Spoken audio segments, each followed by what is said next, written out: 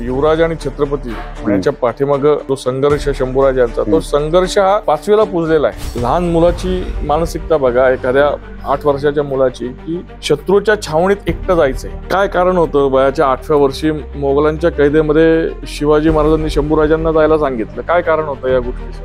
शत्रूच्या छावणीमध्ये होतो आपण, शत्रूच्या मुलखात एवढे आनंदित अत्याचार यातना आपण सहन करतोय, आणि तिथं हा राजा संकल्प करतोय की मी आता अन्न पाणी घेणार नाही. का नाही घेणार? जे जिजिया कर लावून लावून हिंदून करून जमा केलेल्या संपत्तीतून हे अन्न निर्माण होतं. हे अन्न मला नको.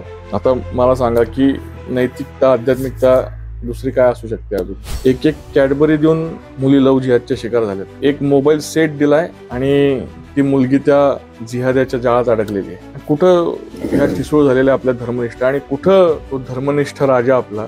संभाजी महाराजांचं बलिदान झाल्यानंतर जी प्रेरणा या महाराष्ट्राला मिळाली, महाराष्ट्राने घेतली. जिवंत संभाजीराजे जेवढे औरंगजेबाचे शत्रू नव्हते ना, तेवढे मृत संभाजीराजे, बलिदान झालेले, एक प्रकारे औरंगजेबाचे सगळ्यात मोठे दुश्मन झाले होते.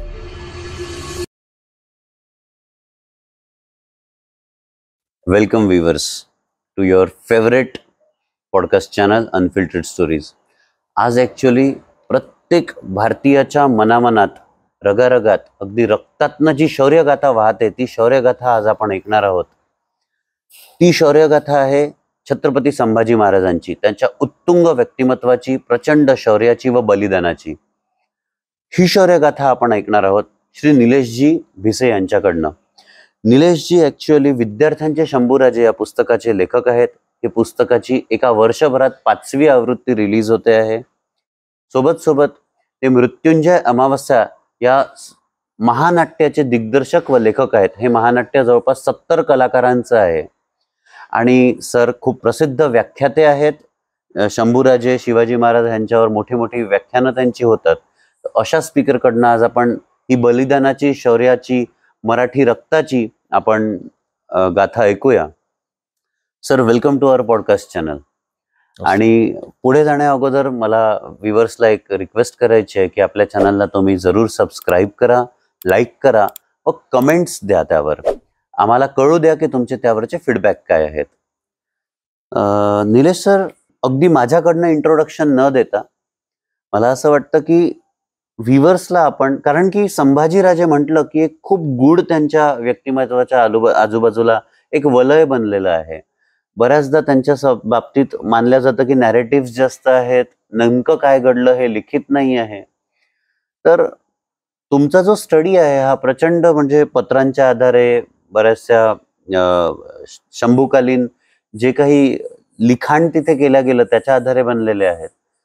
तर संभाजी महाराजांची संपूर्ण लाईफ स्टोरी नेमकी काय होती, कोणते कोणते मुख्य टप्पे त्यांच्या आयुष्यात आले, थोडंसं आमच्या व्ह्यूअर्स पर्यंत आपण पोहोचवा.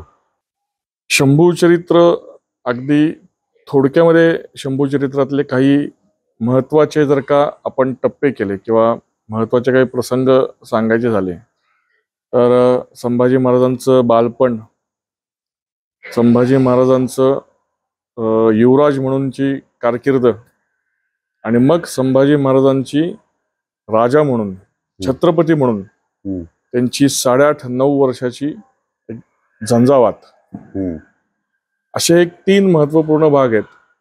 याच्या व्यतिरिक्त 4था भाग मला खूप भावतो, की संभाजी महाराजांचं बलिदान झाल्यानंतर जी प्रेरणा या महाराष्ट्राला मिळाली, महाराष्ट्राने घेतली.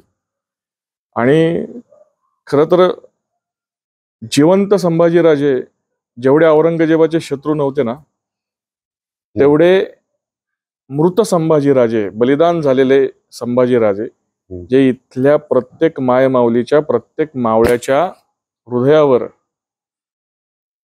चिरंतन विराजमान होते, आणि चिरंतनपणे अमर हुतात्मा होऊन संभाजी महाराज एक प्रकारे औरंगजेबाचे सगळ्यात मोठे दुश्मन झाले होते. हा 4था टप्पा त्यांच्या कारकिर्दीतला. बालपण, युवराज, छत्रपती आणि बलिदान झाल्यानंतर तसं जे अमरत्व त्यांना लाभलं, असे 4 भाग आपण संभाजी महाराजांच्या कारकिर्दीकडे बघायला हरकत नाही. या 4 भागामध्ये, त्याच्यामध्ये जर का बालपणाचा जर का विचार केला आपण, तर वयाच्या दुसऱ्या वर्षी सईबाई साहेब देवाघरी गेल्या. हम्म. वयाच्या 8व्या वर्षी हा 8 वर्षाचा बाळ, तुम्ही 8 वर्षाचा मुलगा डोळ्यासमोर आणा, मोगलांच्या छावणीमध्ये एकटा हिंदवी स्वराज्याचा युवराज म्हणून जातोय. हम्म. अभिषिक्त युवराज नाहीये, हम्म. पण युवराज म्हणूनच त्याला तिथं जावं लागतंय. बरोबर. मिर्झा राजा जयसिंग आणि दिलेर खानाने अट घातली की जोपर्यंत तहाची अंमलबजावणी पूर्ण होत नाही तोपर्यंत तुमचा युवराज हा आमच्याकडे ओलीस राहील. वयाच्या 9व्या वर्षी आग्र्यामध्ये शिवाजी महाराजांबरोबर झालेली कैद, हम्म. कैदेतून शिवाजी महाराजांनी गरुड जेब घेऊन ते राजगडावर आले, पण शंभूराजांना मागच थांबावं लागलं त्यांच्या संरक्षणासाठी. त्यांना एवढी धावपळ शक्य झाली नसती आणि महाराजांना प्रचंड वेगाने पुन्हा महाराष्ट्रात यायचं होतं. मोगली सैनिकांचा ससेमेरा चालू होता. वयाच्या 15व्या वर्षी 10,000 फौजेचं नेतृत्व हे संभाजी महाराजांनी केले. हा 15व्या वर्षापासूनचा आपण हा दुसरा टप्पा म्हणूयात की तारुण्यामध्ये पदार्पण केलंय महाराजांनी, युवराजांनी, आणि 10,000 फौजेचं नेतृत्व संभाजी महाराजांनी केलंय. तेव्हा अबे बार्थेले कॅरेनी संभाजी महाराजांबद्दलच्या नोंदी करून ठेवल्यात की कशा रीतीने युवराज जेव्हा घोड्यावर स्वार व्हायचे तेव्हा आपल्या मावळ्यांच्या मध्ये कसा उत्साह संचारायचा, कशा रीतीने मावळ्यांमध्ये एक जोश यायचा आणि प्रत्येक मावळ्याला वाटायचं की मी युवराजांच्या नेतृत्वाखाली लढलं पाहिजे. आणि मग मोगल प्रांतामध्ये संभाजी महाराजांनी केलेलं आक्रमण, त्यांनी केलेल्या युद्ध मोहिमा, त्यामध्ये रणांगणावर संभाजी महाराजांची समशेर गाजत असतानाच तारुण्याच्या उंबरठ्यावर त्यांनी लिहिलेला संस्कृत ग्रंथ बुधभूषण नावाचा, म्हणजे समरांगणामध्ये समशेर निधड्या छातीने संभाजीराजे चालवत होते आणि त्याचबरोबर अतिशय तल्लख बुद्धिमत्तेच्या जोरावर आपली लेखणी ही देखील तेवढीच तेजपुंज अशी त्या लेखणीचं प्रकटन होत होतं. त्या लेखणीतून शब्द स्फुरत होते, शब्द निघत होते. त्यामुळे एकीकडे समरांगणावर समशेर चालवणारे संभाजीराजे आणि आपल्या बुद्धिमत्तेच्या जोरावर, नवनिर्मितीच्या जोरावर ग्रंथसंपदा लिहिणारे, साहित्य लिहिणारे, राजनीती शास्त्राचा अभ्यास करणारे, तो अभ्यास आपल्या लेखणीतून मांडणारे आणि हिंदू समाजाला जागरूक करणारे, अशी वेगळी बाजू युवराजांची आपल्याला बघायला मिळते की अशी बाजू तत्कालीन कुठल्याही राजामध्ये आपल्याला बघायला मिळणार नाही की आपल्या रयतेला, आपल्या समाजाला, आपल्या धर्माला आलेली ग्लानी घालवण्यासाठी प्रत्यक्ष लेखणी हातामध्ये घेतली. मध्ययुगीन काळातली मी गोष्ट सांगतोय. आणि मग बुधभूषण सारखा 884 श्लोकांचा संस्कृत ग्रंथ राजनीती शास्त्रावरचा, या सगळ्या अभ्यासातून त्याची मांडणी संभाजी महाराजांनी केली. 33 प्राचीन ग्रंथांचा अभ्यास संभाजी महाराजांनी केला. आणि मग युवराज म्हणून त्यांची झालेली अधिकृतपणे घोषणा. हिंदवी स्वराज्याचे पहिले अभिषिक्त छत्रपती हे पुण्यश्लोक छत्रपती शिवाजी महाराज आहेत, पण हिंदवी स्वराज्याचे पहिले अभिषिक्त युवराज हे शंभूराज आहेत. त्यामुळे अभिषिक्त युवराज होण्याचा मान हा शंभूराजांना मिळाला आहे. आणि मग युवराज झाल्यानंतर, म्हणजे तारुण्यात पदार्पण केल्यानंतरचा मी दुसरा भाग सांगितला, ते युवराज झाले. युवराज झाल्यानंतरची त्यांची सगळी कारकीर्द, सगळं सिंहावलोकन, सगळं निरीक्षण, स्वराज्याचा उत्तराधिकारी म्हणून आलेली जबाबदारी की भविष्यामध्ये आपल्याला हे स्वराज्य आपल्या हातामध्ये आपले आबासाहेब देणार आहेत, तो एक भाग. त्याच्यानंतर प्रत्यक्ष जेव्हा छत्रपती झाले, छत्रपती म्हणून अतिशय प्रतिकूल परिस्थितीमध्ये शंभूराजांना छत्रपतीपद मिळालं किंवा छत्रपती ते झाले. आपण सर त्याच्या डिटेलिंग मध्ये जायला हवं की कशा कोणत्या परिस्थितीत नेमकं म्हणजे संभाजीराजांना छत्रपतीपद मिळालं. बरोबर. तर एकच फक्त आधीचा मुद्दा मी बोलतो, तर हा तिसरा भाग की छत्रपती झाले आणि मग औरंगजेबासारखा महाबलाढ्य शक्तिशाली हा बादशाह हा स्वतः इथे महाराष्ट्रात आला शंभूराजांच्या कारकिर्दीत. आणि मग 8.5-9 वर्षाची ही झंझावाती कारकीर्द. आणि मग बलिदान झाल्यानंतर कशा प्रकारे औरंगजेब इथेच हम्म. महाराष्ट्राच्या मातीनेच या औरंगजेबाला गाडलं. बरोबर. त्याला परत दिल्लीला जाता आलं नाही. हम्म. तर अशी ही सगळी या दुसऱ्या छत्रपतींची सगळी ही झंझावात कारकीर्द आहे. त्याचे 4 टप्पे मला असं वाटतं प्रामुख्याने तुम्ही जो सुरुवातीला हो. सांगितलं प्रमुख भाग, तर हे हम्म. 4 भागांमध्ये ही कारकीर्द आपण त्याचं विभागणी करू शकतो. सर, हे बोलतानाच मला ऍक्च्युअली हे विचारायचं होतं की ती किती कठीण परिस्थिती होती ज्यावेळी छत्रपती संभाजी महाराज म्हणजे ज्यावेळी ते युवराज होते आणि त्यांना छत्रपती पद मिळालं. तर हा एक ही परिस्थिती संपूर्ण आपल्याला व्ह्युअर्स समोर आणायची आहे की कशा प्रकारे त्यांच्या विरुद्ध एक षडयंत्र रचलं जात होतं की ते छत्रपती बनू नये आणि काय परिस्थितीतनं त्यांनी ती म्हणजे क्वेश्चन इज व्हेरी ब्रीफ. कोणत्या बिकट परिस्थितीमध्ये संभाजीराजेंना युवराज पदावरून छत्रपतीचा सन्मान मिळाला? एक तर सगळ्यात पहिली गोष्ट म्हणजे ही जी मांडणी केली जाते ना की राजाचा मुलगा राजाच होणार. आत्ताच्या भाषेमध्ये परिभाषेत जर का बोलायचं झालं तर एखादा राजकारणी असतो आणि त्याला खूप वाटत असतं की माझा मुलगा माझी मुलगी याने माझं उत्तराधिकारी व्हावं आणि त्यासाठी फक्त फ्लेक्स होल्डिंग्सच्या माध्यमातून अचानकपणे त्या मुलांचा राजकारणाशी काही संबंध नसतो, राजनीतीचं त्यांना काही गंध नसतो आणि अचानकपणे त्यांना लॉन्च केलं जातं, त्यांची इमेज बिल्डिंग केली जाते आणि एक प्रकारे त्यांना थोपलं जातं कार्यकर्त्यांच्या डोक्यावर या जनतेच्या माथ्यावर की बाबा आता हे तुमचं नेतृत्व करणार. त्याला माहित नसतं, राजनीती माहित नसते, कार्यकर्ते माहित नसतात. त्या परिप्रेक्षात जर का आपण शिवाजी महाराज आणि संभाजी महाराज यांच्याकडे बघितलं ना तर इतक्या वेगळ्या गोष्टी आपल्याला निदर्शनात येतात. मध्ययुगीन काळ येतो सगळा. त्यावेळेस सगळीकडेच राजघराणी होती आणि स्वाभाविकपणाने तशी मान्यता होती की पुढे उत्तराधिकारी राजाचा मुलगा असतो. पण शिवाजी महाराज आणि संभाजी महाराजांच्या बाबतीत हा नियम नाही लागू होत की फक्त राजाचा मुलगा म्हणून राज्य चालवायचं, हा नियम नाहीये इथे.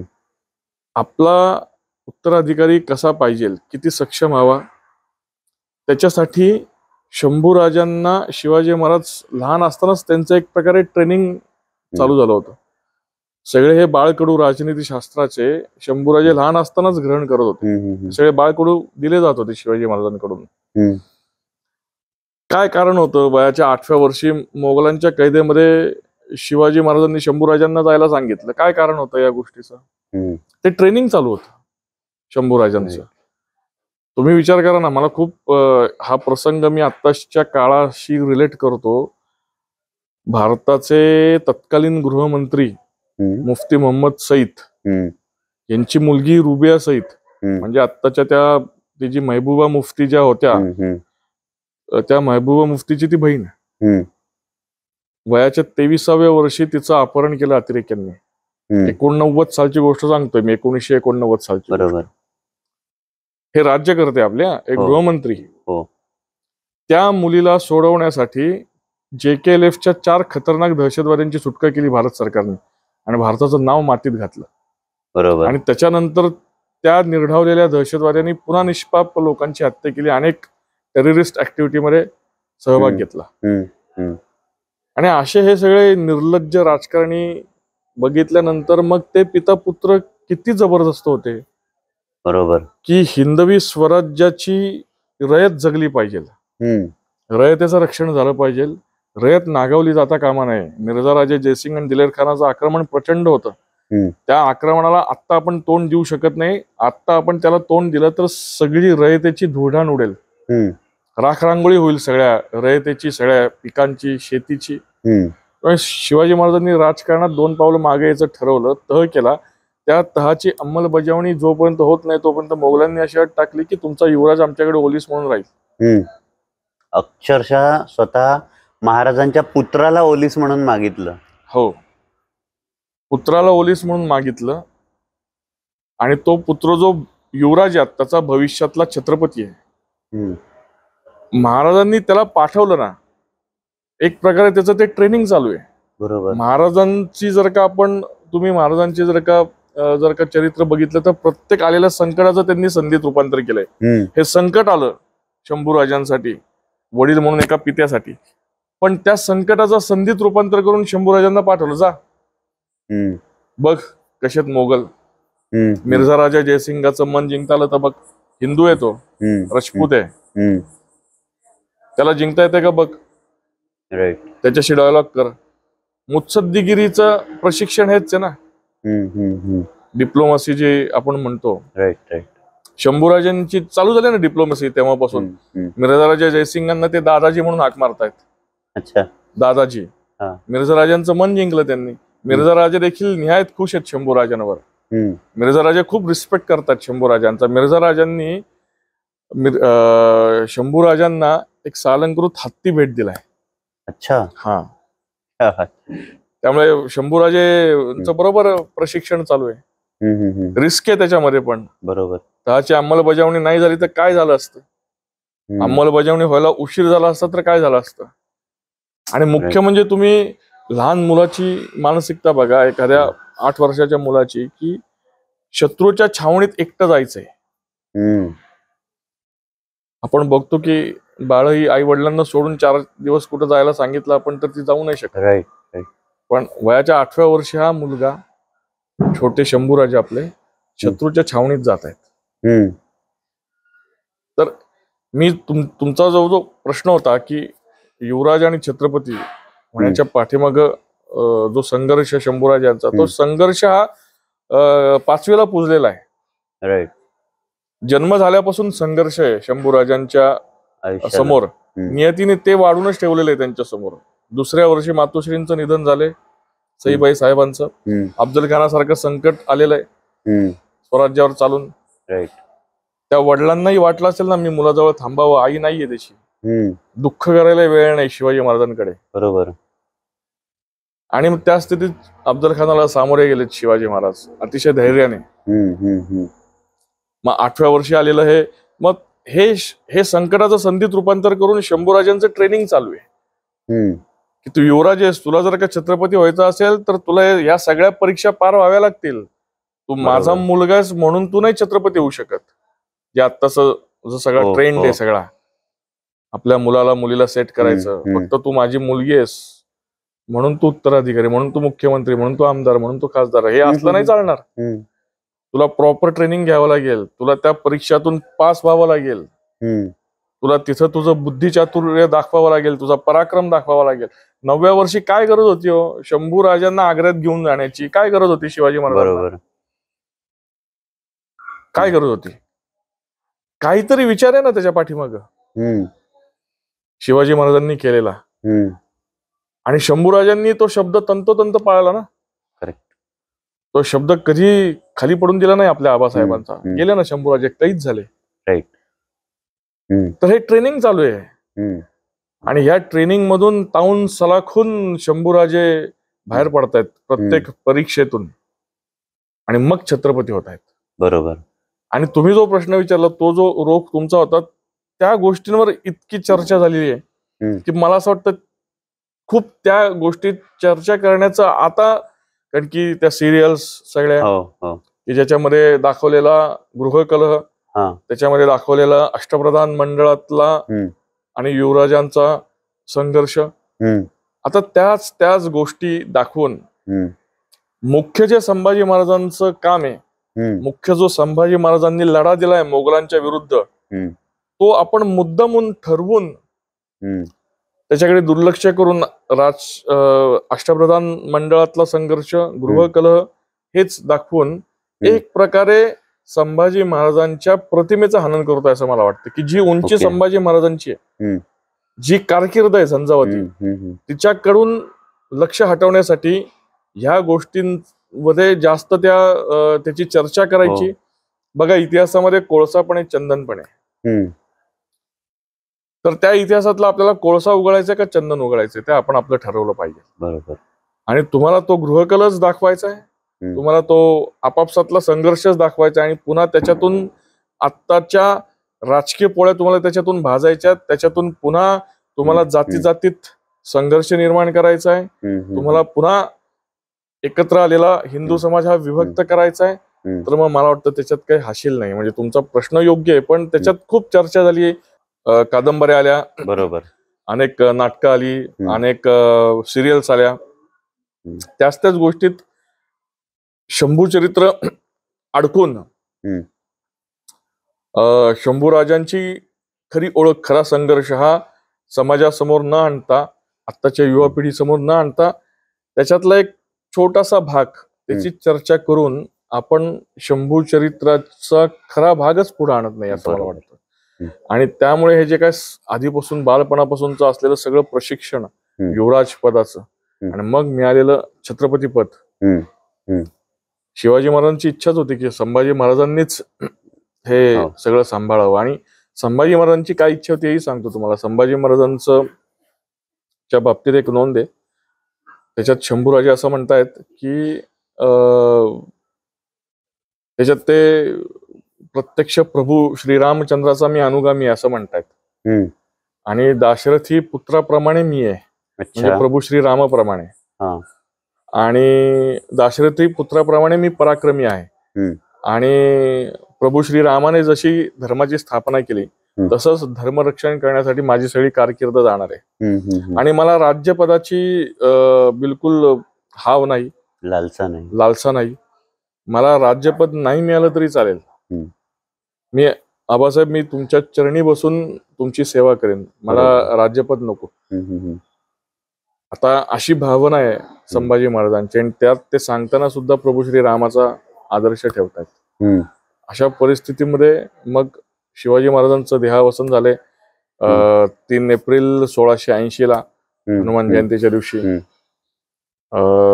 6 जून 1674 ज्येष्ठ शुद्ध त्रयोदशीला राज्याभिषेक झाला शिवाजी महाराजांचा. 74 नंतर 80 पर्यंत तशी स्थिरता आहे. 80 मध्ये महाराजांचं देहावसन झालंय. गृहकला आहे, राजकीय हेवेदावे आहेत, हे सगळं आहे. आपण फार त्याच्यामध्ये जायला नको. आणि मग त्या सगळ्या कट कारस्थानांना पुरून उरून, गृहकलहाला पुरून उरून 20 जुलै नागपंचमी 1680 मंचकारोहण झाले संभाजी महाराजांचं, म्हणजे राज्याभिषेकाच्या आधीचा विधी. आणि मग 16 जानेवारी रथसप्तमी या दिवशी संभाजी महाराजांचा सगळ्या रयतेसमोर हा राज्याभिषेक झालेला आहे. आणि मग छत्रपती म्हणून त्यांच्या कारकिर्दीला सुरुवात झाली. सर, छत्रपती म्हणून संभाजी महाराजांची जी सुरुवात झाली, म्हणजे राजा झाले ते शिवाजी महाराजांनंतर, पण असं वाटतं की त्यांच्या त्या 8-9 वर्षाच्या कालावधीत एकतर त्यांचा म्हणजे तो जो संघर्षाचा जो पिरियड आहे, संघर्ष प्रचंड होता, पण त्यांना वेळ कमी मिळाला. कसं असतं, काही काही म्हणजे अशा व्यक्तित्व होऊन गेलेत आपल्या या भारतभूमीमध्ये की अतिशय कमी कालावधीमध्ये पण अतिशय परिणामकारक, की पिढ्यानपिढ्या ज्या त्यांच्या कार्याची दखल घेतली जाईल किंवा पिढ्यानपिढ्या त्यांनी केलेलं काम हे स्मरणात ठेवलं जाईल, किंवा एक प्रकारे राष्ट्राला, देशाला दिशा देण्याचं काम. बरोबर. मी कायम, मला आवर्जून आठवण होते, संभाजी महाराजांचं 32 वर्षाचं आयुष्य आहे फक्त. संभाजी महाराज 32व्या वर्षी त्यांचं बलिदान झालंय. ज्या वर्षी संभाजी महाराजांचं बलिदान झालं ते वर्ष औरंगजेबांनी तख्त सांभाळून, त्याला 32 वर्ष पूर्ण होत आहेत तख्त सांभाळून. बापरे. पण किती परिणामकारक आहे हा झाला एक भाग.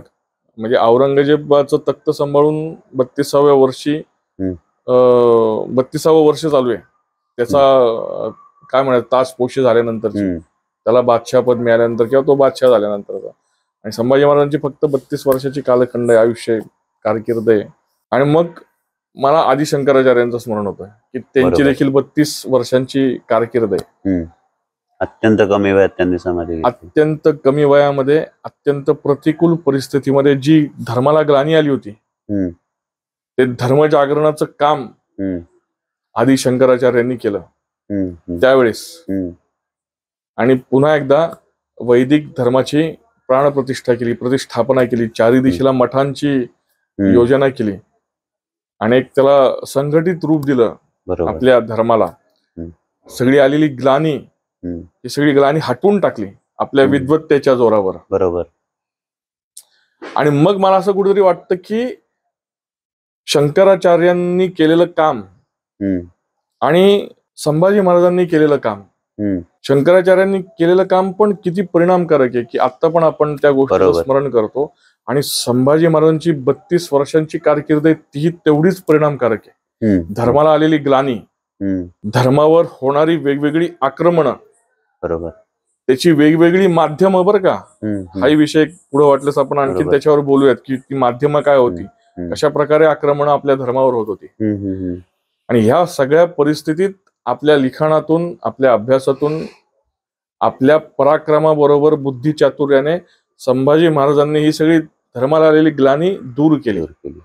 आणि पुन्हा एकदा हिंदू धर्माची विजय पताका ही रोवण्याचं काम संभाजी महाराजांनी केलंय. बरोबर. आपल्या प्राणांची आहुती देऊन. त्यामुळे आदि शंकराचार्यांची 32 वर्ष, 32व्या वर्षी घेतली त्यांनी समाधी. आणि धर्मवीर छत्रपती संभाजी महाराजांचं 32व्या वर्षी झालेलं बलिदान, या दोन्ही गोष्टी खूप महत्वाच्या आहेत. आणि अशा गोष्टी आपल्या धर्मात घडत गेल्या म्हणून हा धर्म आपला चिरकाळ टिकला आणि अजूनही विश्व कल्याणाची कामना करतोय आणि सगळ्या विश्वाला मार्गदर्शक म्हणून ठरलेला आहे. करेक्ट. तर हा तर खूप ब्रॉड पर्स्पेक्टिव्ह आहे आणि याच्यासाठी एक वेगळं अजून आपल्याला पॉडकास्ट करावं लागेल. बिफोर दॅट, छत्रपतींची पदवी प्रदान झाल्यावर किंवा राजे बनल्यावर संभाजी महाराज कोणते कोणते मुख्य, म्हणजे त्यांचं युद्ध चातुर्य किंवा अखंड पराक्रम, कोणते कोणते असे मुख्य किस्से आहेत की आपण म्हणूया स्टेप्स आहेत ज्या म्हणजे आपण व्ह्यूअर्सला सांगू शकू? संभाजी महाराजांचा राज्याभिषेक झाल्यानंतर त्यांनी पहिल्यांदा काय केलं असेल तर बघा, तुम्ही विचार करा, 5 लाखाची फौज घेऊन आलाय औरंगजेब. 5 लाखाची फौज आहे, अतिशय आशिया खंडातला अतिशय शक्तिशाली, सामरिक दृष्ट्या, सांपत्तिक दृष्ट्या आणि क्रौर्याच्या दृष्टीने पण अतिशय नीच, ज्याने स्वतःच्या वडिलांची हत्या केली, स्वतःच्या भावंडांची हत्या केली, स्वतःच्या सख्या मोठ्या भावाला मारल्यानंतर मारेकऱ्यांवर त्याचा विश्वास नव्हता म्हणून मारेकऱ्यांना आज्ञा केली की दारा शिकोचं मस्तक मला आणून दाखवायचं. तू भलत्याच माणसाला मारशील आणि म्हणशील दाराला मारलं, तसं नाही चालणार. ते मस्तक थाळीमध्ये आणल्यानंतर स्वतःच्या हातामध्ये ते मस्तक घेतलं, त्यांनी चेक केलं, खात्री केली, रुमालाने सगळं रक्त पुसलं आणि खात्री करून घेतली हा दाराज आहे का नाही. स्वतःच्या भावाचं मस्तक हातात घेणारा एवढा क्रूर कर्मा, ज्याने स्वतःच्या भाऊजाई बरोबर लगेच निकार असला, म्हणजे दाराच्या बायको बरोबर.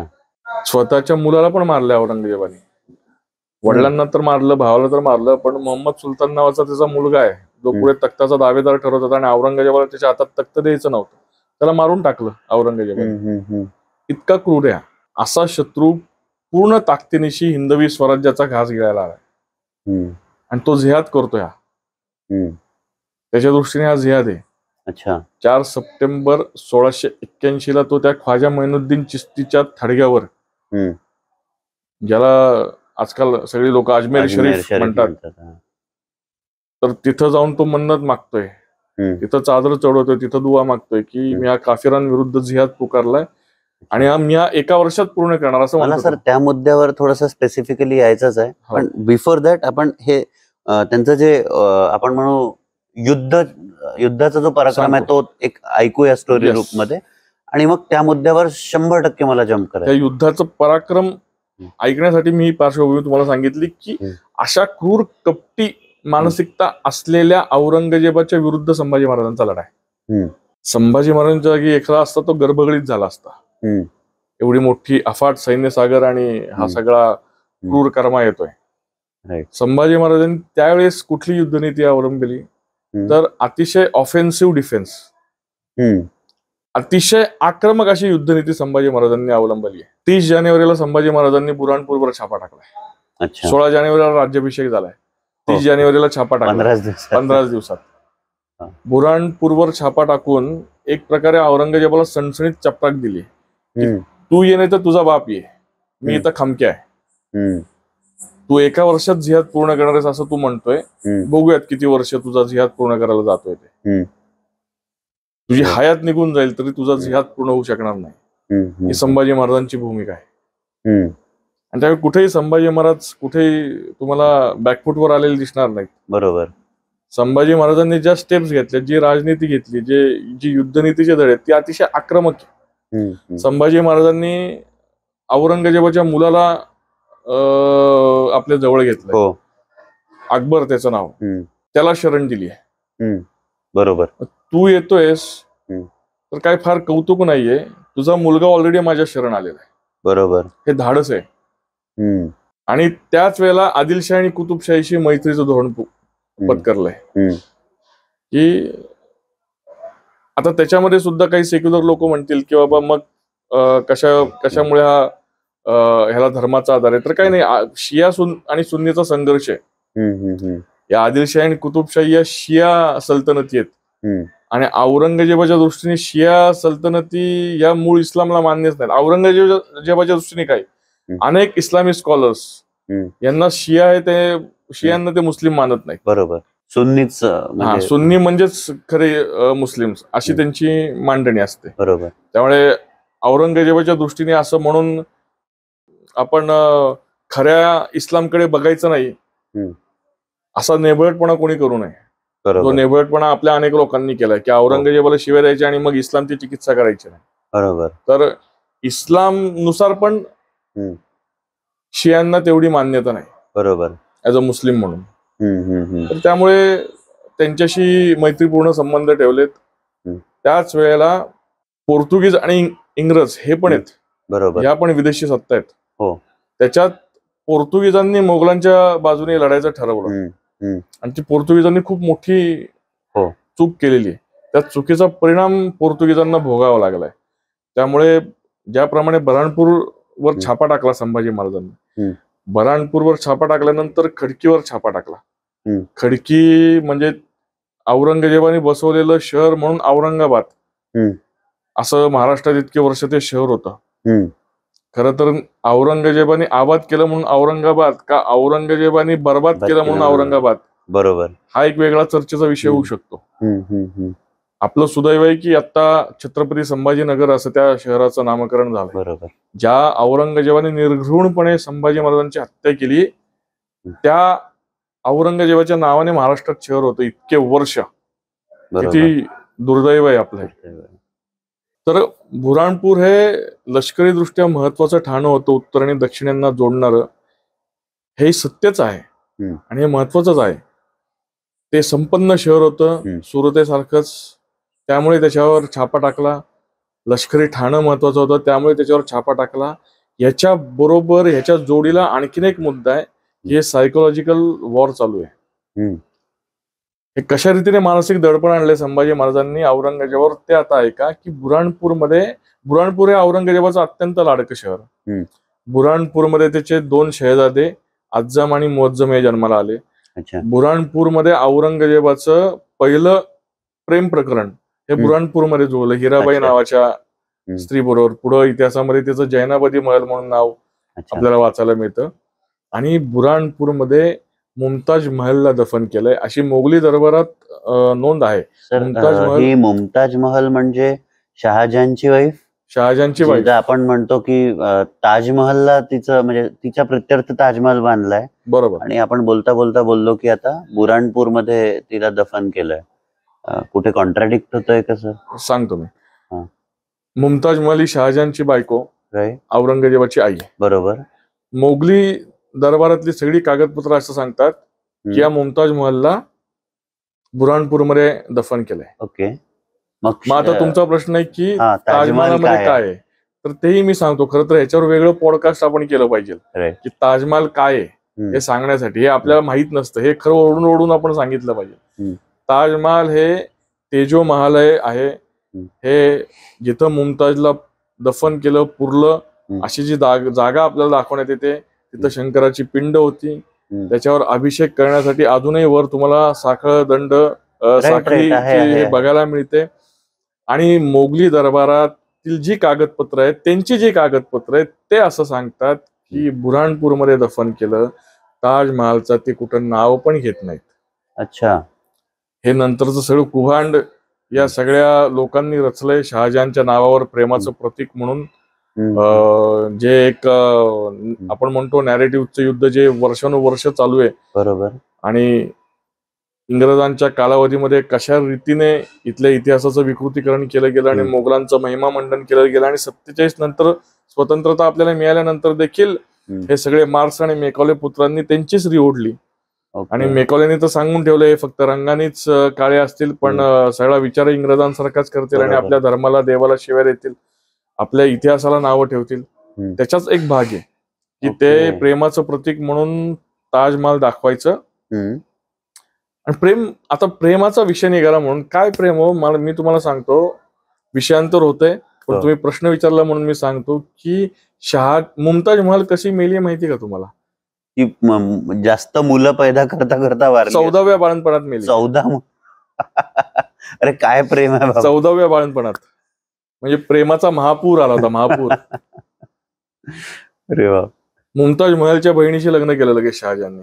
हे प्रेम आहे? पण ही कितवी बायको होती? ही पहिलेच कोणाची तरी वाईफ होती. आता ते तो आणखीन बघायला पाहिजे. एकदमच डिफरंट व्ह्यूला जाऊया आपण. We will stick to again की संभाजी महाराजांचं शौर्य. त्यामुळे संभाजी महाराजांनी बुऱ्हाणपूरवर छापा टाकला आणि औरंगजेबाच्या अक्षरशः हृदयात एक खोलवर जखम केली की जिथं त्याच्या आईला दफन केलं, जिथं त्याच्या मुलांचा जन्म झाला, त्याच्या दृष्टीने अतिशय अटॅचमेंट असलेलं ते शहर आहे औरंगजेबाचं. तिथं संभाजी महाराजांनी घाला घातलाय आणि एक दृष्टीने औरंगजेबाचं मानसिक खच्चीकरण केलं. बरोबर. मी बिलकुल घाबरलेलो नाहीये. तुला असं वाटत असेल मी एका वर्षातच ह्यात पूर्ण करणार आहे, तर तुझं आयुष्य इथंच जाणार आहे आता. बरोबर. तुझं थडगं इथंच गाडलं जाणार आहे, पण तुला परत दिल्लीला जाता येणार नाहीये. आणि तसंच झालं. आणि संभाजी महाराजांना तेच दाखवून द्यायचं होतं. तर ह्या काही युद्ध मोहिमा कशा रीतीने संभाजी महाराजांची नीती होती. त्याच्यानंतर संभाजी महाराज पोर्तुगीजांकडे वळलेत. औरंगजेब उरावर बसलेला असताना. बरोबर.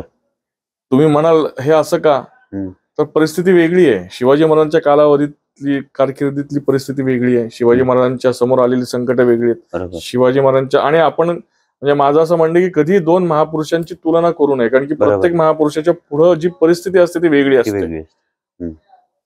संभाजी महाराजांच्या कारकिर्दीत प्रत्यक्ष औरंगजेब आलाय, 5 लाखाची फौज येऊन आलाय. एवढं सैन्य कधी आधी आलेलं नाहीये. आणि मग पोर्तुगीजांनी फणा वर काढलाय, त्यांना फार हुरूप चढलाय की मोगल आल्यामुळे त्यांनी तिथं धर्मांतराचे उद्योग चालू केलेत. बरोबर.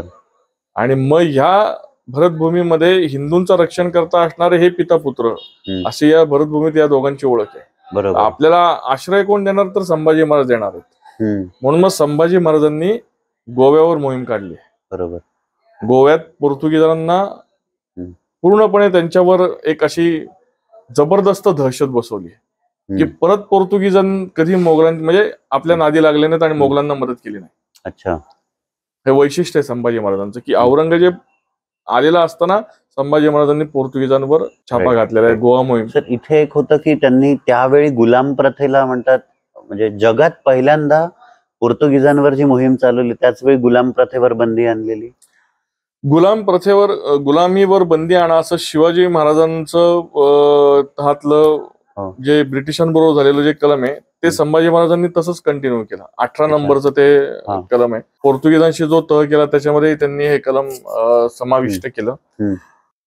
नुसती गुलामगिरी नाही, पोर्तुगीजांशी लढताना संभाजी महाराजांनी तिथं विलक्षण गोष्टी केलेल्या आहेत. तिथं इतका उच्छाद मांडला होता या फादर्स आणि या सगळ्या पादरी मंडळींनी, हे जे सगळे झगे घालून इतकी अंधश्रद्धा तिथं माजवली होती की आम्हाला नवस केला, आमच्या देवाला नवस केला तरच तो पूर्ण होईल, नाहीतर मग तुमचं वाटळ होईल. अशा पद्धतीत हिंदू लोकांची छळवणूक, हिंदू लोकांना कन्वर्ट करणं, जोर जबरदस्तीने अनाथ मुलांचा ताबा घेणं, प्रॉपर्टी कॅप्चर करणं धर्माच्या नावावर, आणि आम्हीच फक्त देव आहोत अशा पद्धतीमध्ये त्या भावनेतून लोकांमध्ये गुलामगिरीची प्रथा रुजवणं आणि कन्वर्ट करणं, ख्रिश्चन करणं. संभाजी महाराजांनी या सगळ्या फादर्स लोकांचे झगे उतरवलेत. त्यांचे हात मागं बांधून त्यांना फिरवलं गावागावातून. काही कसली अंधश्रद्धा वगैरे सगळे लाथाडून टाकले संभाजी महाराजांना. राईट. सगळ्या सामान्य रयतेच्या मनात जी त्यांच्याबद्दल भीती होती, प्रत्येक वेळी संभाजी महाराज जी स्टेप घेत होते ती जेवढी ऍक्च्युअल होती ती तेवढी सायकोलॉजिकल पण होती. एक्झॅक्टली. हम्म. लोकांची मानसिकता बदलून टाकली संभाजी महाराजांनी. हम्म. जी पिसलेली लोक होती की जे ह्यांना देव मानत होते, हम्म. खरं तर हे देव नव्हते, हे देवाच्या नावाखाली शोषण करत होते हो. त्या गरीब हिंदूंचं. रूप घेऊन दैत्य आलेले होते. हा. हम्म. जे आत्ताही चालू आहे, सेवेचा बोरखा पांघरायचा हम्म. आणि धर्मांतरणाचे उद्योग करायचे आणि हो. आम्ही फार सेवेकरी आहेत असं दाखवायचं. बरोबर. मी म्हणून मला पुतनेचं उदाहरण सुचतं येतं की Right. स्तनाला विष लावून यायचं हा. आणि दाखवायचं की मी बाळाला दूध पाजायला आलेली आहे. बरोबर. आणि अशी हिंदू समाजाची सेवा करण्याचं एक मुखवटा पांघरायचा आणि सगळं विष ओतायचं. बरोबर. आणि मग कृष्णरूप अवतीर्ण होतच. बरोबर. जे अवतीर्ण झालं शिवशंभूंच्या रूपाने. हम्म. त्यामुळे मला कधी कधी असं वाटतं की या दोन्ही महापुरुषांना म्हणजे एकत्रित रामकृष्णाचं दर्शन आपल्याला शिवाजी महाराजांच्या रूपात पण मिळतं आणि संभाजी महाराजांच्या रूपात पण बरोबर. मिळतं. बरोबर. म्हणजे बुधभूषण ग्रंथामध्ये एके ठिकाणी शंभूराजे असे म्हणतात की माझी काव्य प्रतिभा ही श्रीकृष्णाची अनुगामिनी आहे. क्या बात. हा. आणि त्याच्यात त्यांनी एक शब्दही वापरलाय, समस्त सामंत शिरो वसंत. म्हणजे गीतेमध्ये भगवान कृष्ण असं म्हणतात की सगळ्या ऋतूंमध्ये श्रेष्ठ असणारा वसंत ऋतू तो मी आहे. अच्छा. असं श्रीकृष्ण म्हणतायत. आणि त्या पद्धतीत संभाजीराजे म्हणतायत की समस्त सामंत वसंत श्रीकृष्णाची अनुगामिनी अशी माझी काव्य प्रतिभा आहे. आणि सगळे बाकीचे राजे आहेत हे सगळे मांडलिक राजे आहेत माझे. आणि या सगळ्या मांडलिक राजांच्या वर मी वसंत आहे. ओके. तर अशी काव्य प्रतिभा श्रीकृष्णाची. आणि प्रभू श्रीरामाचरण प्रमाणे असणारी वागणूक. म्हणजे दशरथांचा शब्द रामाने खाली पडून दिला नाही, तसा शिवाजी महाराजांचा शब्द कधी संभाजी महाराजांनी खाली पडून दिला नाही. म्हणून संभाजी महाराजांच्या पत्रातलं एक वाक्य आहे की आबासाहेबांचे जे संकल्पित तेच करणे आम्हास अगत्य. बरोबर. म्हणजे आबासाहेबांचा जो संकल्प आहे तो संकल्पच पुढे नेणं हे आमचं इष्ट कर्तव्य आहे. आणि ते केलं शंभूराजांनी. त्या लोकांचं जे शोषण चालू होतं ते थांबवलं आणि त्यांच्या मनामध्ये विश्वास निर्माण केला. यांचे हात मागे बांधले, यांना गावातून यांना मिरवलं आणि तिथं सिद्ध केलं की हे जर का स्वतःला देव समजत असतील तर आपण जसं म्हणतो देवोंके देव महादेव, मी यांचा महादेव. तर त्यामुळे हे स्वतःला देव समजत असतील तर देवांचा देव आम्ही महादेव इथं बसलेलो आहे. हे जर का तुमचे काळ ठरत असतील तर त्या काळाला मारण्यासाठी महाकाळ म्हणून मी इथं आहे तुमचं रक्षण करता. बरोबर. ही एक सर म्हणजे एक हे होतं की बुराणपूरवर आक्रमण करणे, सोबत खडकीवर आक्रमण करणे, त्यानंतर पोर्तुगीजांकडे मोर्चा वळवणे. त्यानंतर सर अजून काही असे किस्से आहेत जे संभाजी महाराजांचं शौर्य आणि युद्ध चातुर्य समोर आणतात? मी पोर्तुगीजांच्या ह्याच्यातला एक किस्सा सांगतो आणखीन. मी कायम प्रभू श्रीरामचंद्रांप्रमाणेच कसे शंभूराजे वागले. प्रभू श्रीरामचंद्रांनी अहिल्या मातेचा उद्धार केला आपल्याला माहिती आहे की काय म्हणजे ती काय शाप मिळाला होता किंवा शापित होती ती, तिला आपण म्हणू की बाजूला टाकलं होतं. आणि त्या अहिल्याला प्रभू श्री रामचंद्रांनी मुख्य प्रवाहात आणलं. बरोबर. आता इथं काय केलंय बघा संभाजी महाराजांनी, या फादर्सच्या नंदरीज असायच्या. याचा अर्थ जिथं नन्स राहतात त्यांचे मठ हा शब्द म्हणायला नको, मठ हा खूप पवित्र आपली ती श्रद्धास्थान असतं. तर थोडक्यात त्या फादर्स किंवा नन्स राहण्याचं ठिकाण. आणि शेकडो हिंदू स्त्रियांना निराधार म्हणा किंवा ज्यांना कन्वर्ट करण्यासाठी त्यांनी इथं डांबून ठेवलेलं असायचं नंदरी मध्ये. आणि धर्मांतराची कुटील कारस्थानं आणि त्यांच्यावर होणारे पाशवी अत्याचार हे सगळे सो कॉल्ड स्वतःला समजणारे देवाचे पुत्र किंवा देवाचे हे सगळे चेले चपेटे एजंट हे सगळे या सगळ्या पिसलेल्या स्त्रियांवर, या डांबून ठेवलेल्या स्त्रियांवर यांचं शारीरिक शोषण करायचे. आणि मग शंभूराजांनी तिथे हे सगळे नंदरी उद्ध्वस्त करून टाकले त्या पोर्तुगीज मोहिमेत आणि शेकडो अहिल्यांची मुक्तता केली. बरोबर. प्रभू श्री रामचंद्रांना आदर्श ठेवून. करेक्ट. तर ह्या गोष्टी शंभूराजांच्या समोर आल्या पाहिजेत. बॉम्ब जेसू चर्च मध्ये जाऊन आपली लोक तिथं मेणबत्त्या लावतात. गोव्यात फिरायला आणि पर्यटनाला जे आत्मविस्मृत हिंदू जातात ते तिथे जाऊन मेणबत्त्या लावतात. त्याचा एक प्रसंग सांगतो. पोर्तुगीजांनी त्यांची राजधानी हलवली बरं का संभाजी महाराजांच्या पराक्रमामुळे. अच्छा. त्यांनी खूप राजधानी त्यांची मुरगावला त्यांनी नेली. आधी पणजी होती. त्यांनी राजधानी मागे घेतली. पोर्तुगीज खूप ज्याप्रमाणे शाहिस्ता खानाचं जीवावर आलेलं संकट शाहिस्ता खानाच्या ते त्याच्या बोटांवर निभावलं गेलं. जीव वाचला पण बोट तुटली. त्याप्रमाणे हा पोर्तुगीज व्हाईसरॉय काउंट दी अल्वेर संभाजी महाराजांच्या तलवारीच्या तडाख्यातून कसा बसा वाचला. त्याच्या बरगण्या तोडल्या सगळ्या महाराजांनी. अच्छा. आणि तो तिथं नंतर त्या बॉम्ब गेसू चर्च मध्ये जातो. तो मुर्दा परत बाहेर काढतो त्या झेवियरचा. आता लोक ती जातात त्या मुर्द्याचं दर्शन घ्यायला. बरोबर. त्या झेवियरचं ते शेवपेटी बाहेर काढतो तो काउंट दी अल्वेर, तो व्हाईसरॉय, आणि सगळी राजसूत्र त्या कफनमध्ये ठेवतो. ओके. आणि तो म्हणतो तर तूच रक्षण करताय, मी नाही आता वाचू शकत गोव्याला. अच्छा. एवढी जबरदस्त पराक्रम संभाजी महाराजांचा, एवढी दहशत आहे त्या आक्रमक आणि धर्मांध पोर्तुगीजांवर. आणि सगळी राजसूत्र तिने अर्पण केली आहेत. जखम त्याची भळभळ ती सगळी वाहतीये ती, आणि तो सगळी करुणा भागतोय. बरोबर. हे माहित नसतं लोकांना. हा पराक्रम संभाजी महाराजांचा माहित नाही लोकांना. लोक त्या मुर्द्यापाशी जातात. तो मुर्दा बाहेर का काढला तर संभाजी महाराजांच्या पराक्रमामुळे. म्हणजे आधी काढला असेल माहित नाही मला त्याची परंपरा, पण तेव्हा त्या व्हाईसरॉयनी त्या ती शवपेटिका का बाहेर काढली त्याला कारणीभूत संभाजी महाराजांचा पराक्रम. प्रचंड शौर्य आहे या सगळ्यामध्ये. पण त्याच्या मागे, त्याच्या प्रत्येक गोष्टी मागे त्यांची एक सायकोलॉजिकल स्टेप आहे की समाजात ह्याच्यातनं काय खरं तर आपण म्हणू शकतो मेसेज जाईल, हे त्यांनी नेहमी विचार केलाय. सर, आजकाल बऱ्याच पॉडकास्टमध्ये किंवा बऱ्याच इंटरव्ह्यूज मध्ये काही लोक असं एक अजून स्टेटमेंट्स असतात लोकांची की संभाजी महाराजांची किंवा शिवाजी महाराजांची लढाई ही राजकीय लढाई होती किंवा सत्तांची लढाई होती आणि ती धार्मिक लढाई नव्हती. मला यावर खरंच तुमचं ओपिनियन हवं आहे. 100% धार्मिक लढाई होती. 100%.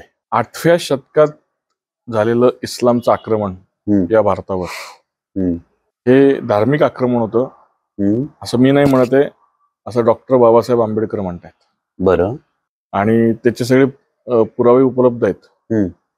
त्यांनी इस्लाम बद्दलची जी काय मतं मांडली ती आपण जरूर अभ्यासावी. आणि माझं म्हणणं तेच की शिवाजी महाराज संभाजी महाराज समजून घ्यायचे असतील तर औरंगजेब समजून घ्यावा लागेल. बरोबर. औरंगजेब समजून घ्यायचा असेल तर तुम्हाला इस्लाम समजून घ्यावा लागेल. इस्लाम न समजता किंवा इस्लामचा अभ्यास न करता शिवाजी महाराज संभाजी महाराजांकडे बघणं म्हणजे आपण अतिशय काय म्हणायचं त्याला की उथळ स्टडी. उथळ हा शब्द एकदम की, आणि मग त्या उथळपणातून मग हे येतात स्टेटमेंट्स की फक्त राजकीय लढाई होती, ह्याला धार्मिक बाजू काही नव्हती. ह्याच्यात सर काही टप्पे किंवा काही महत्वाचे पॉइंट्स तुम्ही की पॉइंट्स जोडू शकाल तुमच्या म्हणण्याला? सांगतो ना मी. औरंगजेब म्हणतो मी जिहाद करतोय. जिहाद हा धार्मिक शब्द आहे, मजहबी शब्द आहे तो काही. आणि इस्लाम मध्ये राजकीय सत्ता आणि मजहब वेगळा होऊच शकत नाही. बरोबर. इस्लाम मध्ये राजसत्ता इनबिल्ट असते. बरोबर. हा अभ्यास नसतो लोकांचा. जेवढे म्हणून जे इस्लामी आक्रमक आहेत त्यांना इथं इस्लाम स्थापित करायचा होता. त्यांना दारुल इस्लाम मध्ये या भरतभूमीचं रूपांतर करायचं होतं. दारुल हरब असलेल्या सगळ्या जमिनीचं रूपांतर म्हणजे दारुल हरब म्हणजे जिथं शरिया कायदा लागू होत नाही असा युद्धजन्य प्रदेश, जिथं युद्ध करून तो प्रदेश तिथल्या काफिरांकडून घेऊन परत तिथं शरिया कायदा म्हणजे इस्लामी कायद्याचं संचालन तिथं झालं पाहिजे. याचे सगळे समकालीन संदर्भ उपलब्ध आहेत, आपण ते आवर्जून अभ्यासावेत. औरंगजेबाने फतवा आलमगिरी नावाचा ग्रंथ लिहिलाय जो शरिया कायद्याचा पहिला लिखित ग्रंथ आहे. अच्छा. भारतीय उपखंडातला.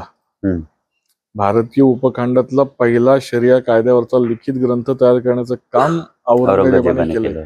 औरंगजेबाने हे अतिशय महत्वपूर्ण काम केलं इस्लामच्या दृष्टीने. एक माइलस्टोन आहे तो. मदवा म्हणून एक जण आहेत, सुलेमान मदवा का सुलेमान मदवा आय थिंक, जे इस्लामी जगतात त्यांना खूप मान्यता आहे. तर त्यांचं औरंगजेबाबद्दलचं मत असं आहे, औरंगजेब आणि दारा शिकोह, दारा शिकोहच्या हातात जर का सत्ता असती, मोगल साम्राज्य त्याच्या हातात गेलं असतं तर भले मोगल साम्राज्य कदाचित वाढलं असतं, चिरकाळ टिकलं असतं, पण भारतात इस्लाम स्थापित झाला नसता. हा, असं एक म्हणतात की दारा शिकोह हे हिंदुइझमचं स्टडी करायचे आणि म्हणूनच त्यांची हत्या झाली. औरंगजेब म्हणूनच त्यांची हत्या झाली. हे पण तसं उथळ होईल. औरंगजेबाला त्यांनी सगळ्याच भावंडांची हत्या केली. आणि दारा शिकोह किती सेक्युलर होता हा पण जरा थोडासा आता Okay. विषय नको गेला, पण एक त्यांचं असं स्टेटमेंट आहे, औरंगजेबापेक्षा तो सेक्युलर होता हे नक्की. बरोबर. तर दाराशिकोच्या हातात सत्ता असती, मोगली सत्ता असती तर मोगली सत्ता चिरकाळ टिकली असती, पण इस्लाम स्थापित झाला नसता. औरंगजेबाच्या हातात मोगली साम्राज्य आल्यामुळे औरंगजेब गेल्यानंतर मोगली साम्राज्य जरी लयास गेलं तरी इस्लाम इथं स्थिर झाला. अच्छा. असं इस्लामी स्कॉलर्स, इस्लामी जगतामध्ये ज्यांना मान्यता आहे अशी लोक म्हणतायत. औरंगजेबाची कागदपत्र ते सांगतायत, सगळी समकालीन कागदपत्र हे सांगतात की धार्मिक लढाई होती. तर मग कुठल्या बेसिसवर तुम्ही म्हणजे ही लोक म्हणतात की ही राजकीय लढाई होती, धार्मिक काही आधार नव्हता, ही सत्तांची लढाई होती? सत्तांची लढाई होती, ती सत्ता कुठल्या होत्या? त्या सगळ्या विदेशी इस्लामी सत्ता होत्या की ज्यांना इथं इस्लामी शासन प्रस्थापित करायचं होतं, किंवा पोर्तुगीज असतील, इंग्रज असतील, त्यांना पण इथं धार्मिक सत्ताच गाजवायची होती. त्यांचं जरी बाह्य स्वरूप व्यापाराचं असलं तरी देखील इंग्रज आणि पोर्तुगीजांच्या जिथं जिथं सत्ता स्थापित झाल्या तिथं तिथं त्यांनी मोठ्या प्रमाणामध्ये हिंदूंची धर्मांतरणं केली. त्यामुळे हा सगळा संघर्ष 100% धार्मिक संघर्ष आहे. मंदिरं तोडणं, मूर्त्या गाडणं, जिझिया कर लावणं, हिंदूंचे धर्मांतरण करणं, शहरांची नावं बदलणं, किल्ल्यांची नावं बदलणं. आणि मग यात संभाजी महाराजांनी कसा कसा आळा घातला? यात संभाजी महाराजांनी खूप मोठं काम केलंय. तुम्ही मगाशी नॅरेटिव्हचा उल्लेख केलात, तर संभाजी महाराज एका दानपत्रात संभाजी महाराज असं म्हणतात की दिल्लीच्या बादशहाच्या बरोबर जी मौलवींची फौज आली आहे त्या मौलवींच्या फौजेच्या प्रचाराला मी पुरून उरलोय. बरोबर. त्या मौलवींच्या फौजेच्या प्रचाराला मी रोखलंय. आता एवढं स्पष्ट त्यांनी सांगितलंय. आता मौलवींची फौज आली आणि मौलवींची फौज काय प्रचार करतेय? तर मौलवींची फौज प्रचार असा करते की हिंदू लोकांनी दर्ग्यामध्ये जावं. बरोबर. मी जे सांगतोय ते नीट समजून घ्या. भारतीय उपखंडातच फक्त दर्गा आहे. भारतीय उपखंडाच्या बाहेर दर्गा नाही. मूळ इस्लामला दर्गा मान्य नाही. बरोबर. इथं तलवारीच्या बळावर इथल्या हिंदूंना कधी आपण हरवू शकत नाही. कधी यांचं धर्मांतरण तलवारीच्या बळावर आपण करू शकत नाही. कारण की इथं जागोजागी आपल्याला संघर्ष करणारे इथं वीर जन्माला आले. मग हिंदूंचं धर्मांतरण कसं करायचं? तर ह्यांचा बुद्धिभेद करा, ह्यांना मिसलीड करा. आणि म्हणून जो नॅरेटिव्हचा मगाशी तुम्ही शब्दप्रयोग केलात, ती नॅरेटिव्ह खोटे विमर्श पसरवणं ही आत्ताची चाल नाहीये यांची, ती तेव्हापासूनची आहे. हा, आणि तेव्हा देखील आपले आदर्श, आपले महापुरुष धर्मवीर छत्रपती संभाजी महाराज त्याला पुरून उरलेत. म्हणून ते म्हणतात की या मौलवींच्या प्रचाराला पुरून उरणार असा मी आहे. आणि मग आपल्याला लक्षात येईल की कशा रीतीने ही दर्गा पद्धतीच्या माध्यमातून. म्हणून कविभूषण शिवाजी महाराजांबद्दल काय म्हणतायत की पिरा पैगंबरा दिगंबरा दिखाई देत, सिद्ध की सिदाई गई रही बात रब की, काशी हो की कला गई मथुरा मस्जिद भई, अगर शिवाजी ना होते तो सुन्नत होती सबकी. हे माहिती आपल्याला, अगर शिवाजी ना होते तो सुन्नत होती. पहिली जी वाक्यात ती पण महत्वाची आहेत. पिरा पैगंबरा दिगंबरा दिखाई देत, म्हणजे जिकडे तिकडे पीर पैगंबर यांचा अवडंबर माजले, हे महत्वाचा भाग आहे. बरोबर. पिरा पैगंबरा दिगंबरा दिखाई देत, सिद्ध की सिदाई गई, म्हणजे साधूंचा साधू पण लयाला गेला. बरोबर. आणि सगळीकडे रब हाच शब्द ऐकू येतो आपल्याला. आणि मग अशा परिस्थिती, हीच जर का परिस्थिती राहिली तर काशीचं ती सगळं जाणार आहे. आणि कविभूषण म्हणतोय की अवकाळ आली आहे काशीला, मथुरा मस्जिद बाई, आणि अगर शिवाजी ना होते तर सुन्नत होती सबकी. म्हणजे शिवाजी महाराजांनी तलवारीच्या बळावर इस्लामी सत्तांना रोखलं आणि बुद्धिमत्तेच्या जोरावरच या दोन्ही महापुरुषांनी हा जो प्रचार त्यांचा चालू होता, पीर पैगंबर फकीर मजार दर्गे कबरी याच्या माध्यमातून लार्ज प्रमाणात हिंदूंना कन्वर्ट करण्याचा, तो कसा चालू होता? कारण की इकडे पण मूर्तीपूजा, तिकडे पण मूर्तीपूजेच ते रूप असं दाखवलं गेलं हिंदूंना. इकडं फुलं व्हायची, इकडं पण फुलं व्हायची, इकडं हार तिकडं हार. बरोबर. इकडं नवस तिकडं मन्नत, इकडं धूप तिकडं धूप, इकडं उदबत्ती तिकडं उदबत्ती. आणि कशा रीतीने मिसलीड केलं गेलं हिंदू समाजाला. सुलतानराव अशी नावं ठेवली आहेत लोकांनी त्या ठिकाणी. आणि मग ह्या नॅरेटिव्हच्या माध्यमातून जे हिंदू समाजाचं धर्मांतरण झालं होतं, त्या धर्मांतरणालाही संभाजी महाराजांनी कसा आळा घातला? आपल्या बुद्धिमत्तेच्या जोरावर. बरोबर. तर ही नॅरेटिव्हची लढाई तेव्हापासून चालू आहे. आणि आपल्या महापुरुषांनी तेव्हा त्याला तोंड दिलंय. आज आपण तोंड देऊयात. Correct. म्हणून हे जे नॅरेटिव्ह मांडलं जातं की हा धार्मिक संघर्ष नव्हता, हा राजकीय होता, ते कसं चुकीचं आहे हे मी थोडक्यात तुम्हाला सांगितलं. सर, संभाजी महाराजांचा विषय निघाला की त्यांचा मृत्यूचा म्हणजे अतोनात अत्यंत म्हणजे जीवाला कळवटून टाकणारा छळ आहे. नेमकं त्यांच्या मृत्यूच्या वेळी असं काय काय घडलं की आजही म्हणजे अगदी डोळ्यात अश्रू येतील? तसं बघा, त्यांना जेव्हा अटक झाली, संगमेश्वरी महाराजांना कैद झाली आणि औरंगजेब इकडे अकलूजला होता, त्याला ही बातमी कळाली. तो निघाला अकलूजवरून. मग पुण्याच्या थोडं अलीकडे नगर जिल्ह्यात पेडगाव म्हणून आहे, तिथं बहादूरगड नावाचा किल्ला आहे. बहादूरगडावर ठेवण्यात आला. तिथं बहादूरगडावर पहिल्यांदी संभाजी महाराज आणि औरंगजेब यांची नजरानजर झाली कैद केल्यानंतर. त्याच्या आधी त्या बहादूरगड परिसरामध्ये असणाऱ्या हिंदू वस्त्यांमधून संभाजी महाराजांची अतिशय विकृत मानसिकतेतून संभाजी महाराजांची धिंड काढण्यात आली. एका अभिषिक्त राजाला सगळे नियम धाब्यावर बसून, नियम नसतातच तिकडं, हे सगळे आपल्याला असतात नियम, सगळ्या गोष्टी, सगळ्या प्रथा, त्याचा मान सन्मान, तो राजा आहे शेवटी. असा असताना त्याला विदूषकी कपडे घालणं, त्याला तख्ता कुलामध्ये बांधणं, साखळदंडांनी करकचून आवळणं आणि आसनरहित उंटावर बसवलं महाराजांना. आसनरहित उंटावर उलट बसवलंय महाराजांना, म्हणजे तोंड पाठीमागच्या बाजूला. आणि मग जेव्हा पराक्रमी वाघ सिंह, ज्यांना आपण कधीच त्यांच्याशी युद्ध करू शकत नाही, असा सिंह किंवा असा वाघ जेव्हा पिंजऱ्यात अडकतो, तेव्हा मग कोणी आयरा गैरा त्याला दगड मारत असतो फेकून, कोणी काही त्याच्याबद्दल बोलत असतं. त्या पद्धतीत मग हे सगळी ही चेले चपेटे मोगलांचे, हे सगळे मोगली छावणीतले ही सगळी लोक दगड मारतायत, कोणी भाले टोचतंय, कोणी शिव्या शाप देते, आणि ती सगळी धिंड चालू आहे. संभाजी महाराजांना आणि कवी कलशांना असं करकचून आवळलंय. बरोबर.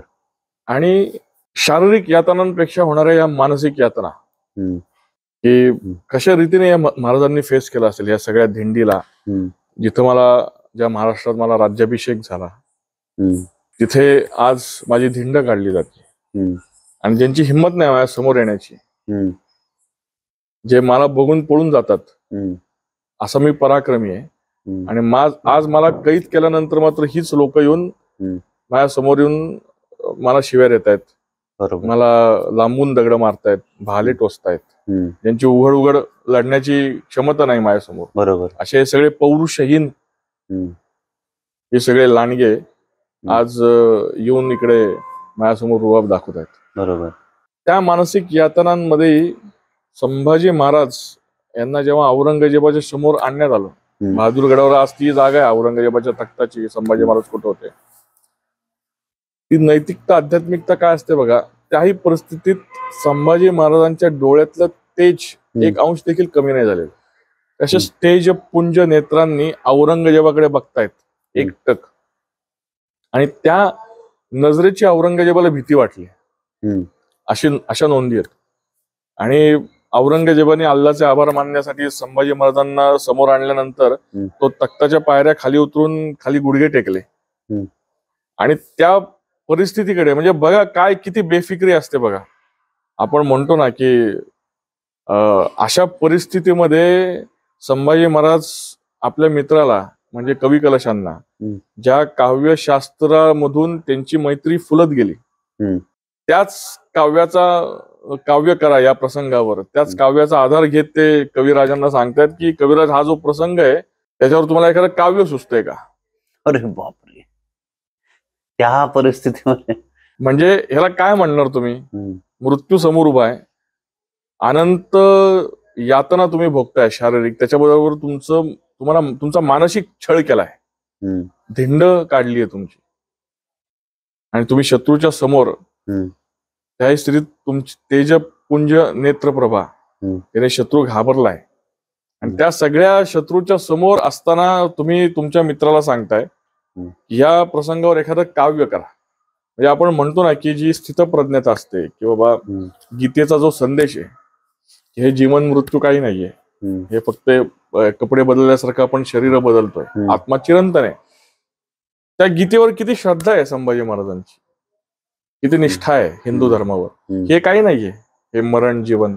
मी माझं काम जे मला सांगितलं होतं नियतीने ते मी पूर्ण केलं, आणि त्या येणाऱ्या प्रत्येक गोष्टीचा आनंद घ्यायचा. येणारी प्रत्येक गोष्ट नियतीने जे काय आपल्याला दिलेलं आहे किती पॉझिटिव्हिटी आहे, बरोबर, त्याचा आपण आनंद उपभोगायचा, आपण ते ऍक्सेप्ट करायचं.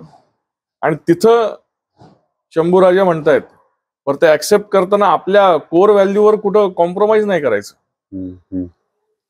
संभाजी महाराजांनी कुठेही त्यांची तत्व सोडली नाहीत, कुठेही धर्मनिष्ठा बदलली नाही. आणि तिथं संभाजी महाराज अतिशय आनंदी होऊन कविराजांना सांगतायत की कविराज या प्रसंगावर एक काव्य करा. बरोबर. आणि त्या क्षणी कविराज काव्य करतायत, जे काव्य अतिशय लोकप्रिय आहे की यावन रावण की सभा शंभू बंध्यो बजरंग, लहू लसत सिंदूर सम खूब खेल्यो रणरंग, जो रवि शशि दखतही खद्योत होत औरंग, त्यो तव तेज निहार के तखत तेजो औरंग, तखत तेजो औरंग. आणि याचा अर्थ असा आहे की ज्याप्रमाणे हनुमंताला बांधून आणले होते रावणाच्या दरबारामध्ये, त्याप्रमाणे हे संभाजीराजा तुला आणलंय. आणि हनुमंताचा संपूर्ण देह जसा शेंदुराने शोभत होता, त्या शेंदुराप्रमाणेच रक्तबंबाळ झालेला तुझा देह पण शोभतोय. आणि आकाशात सूर्य किंवा चंद्र उगवल्यानंतर ज्याप्रमाणे काजवा निस्तेज होतो, असा हा औरंगजेब रूपी काजवा तुझी तेज प्रभा बघून निस्तेज झालाय. असं हे काव्य कवी कलशांनी संभाजी महाराजांवर केलंय. बरोबर.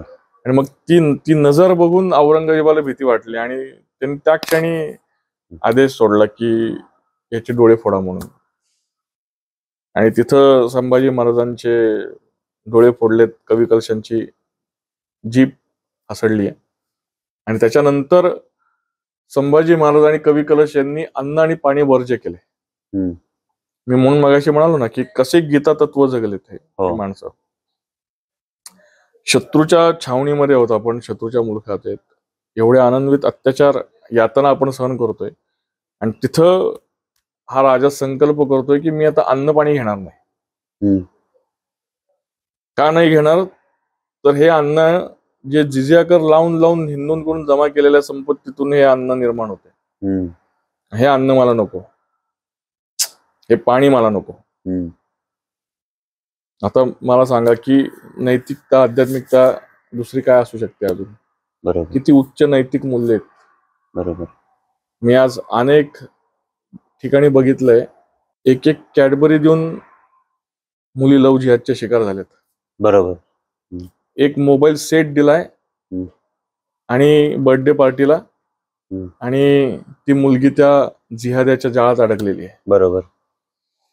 कुठं ह्या ठिसूळ झालेल्या आपल्या धर्मनिष्ठ, आणि कुठं तो धर्मनिष्ठ राजा आपला की एवढ्या सगळ्या यातना सहन करत असताना तो म्हणतोय की मी अन्न आणि पाणी घेणार नाही, कारण की हे त्यांचे जिजिया कर लावून लावून जमा केलेली संपत्तीतून आले.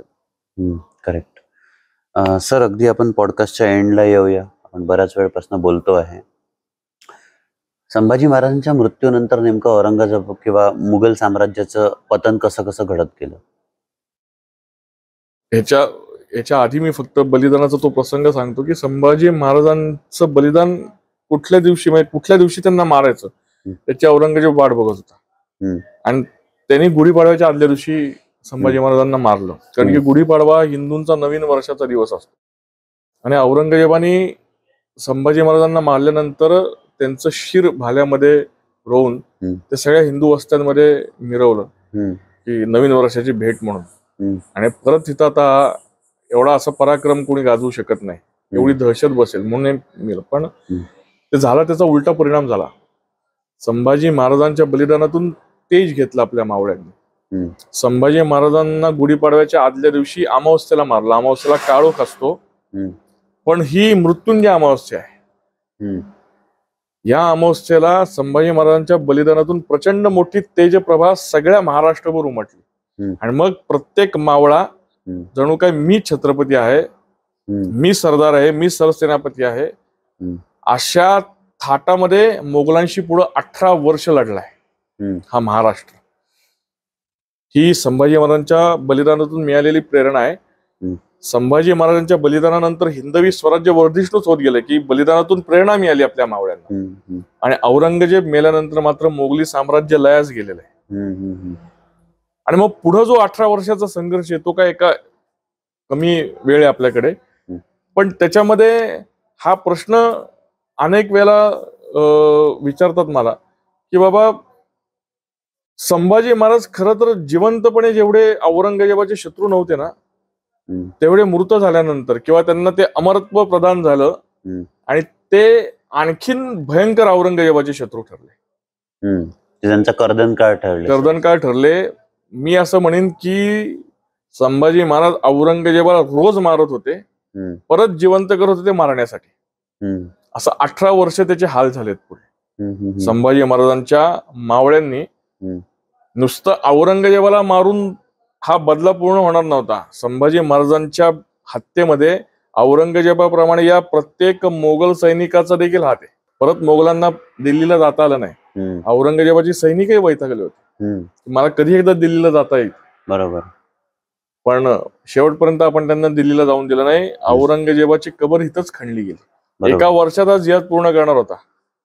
8.5-9 वर्षाची संभाजी महाराजांची कारकीर्द, पुढे 18 वर्ष संभाजी महाराजांच्या बलिदानातून प्रेरणा घेऊन मावळ्यांनी दिलेला हा लढा हा विलक्षण आहे. राईट सर, अत्यंत म्हणजे प्रचंड म्हणू शकतो वैचारिक पॉडकास्ट ठरला हा.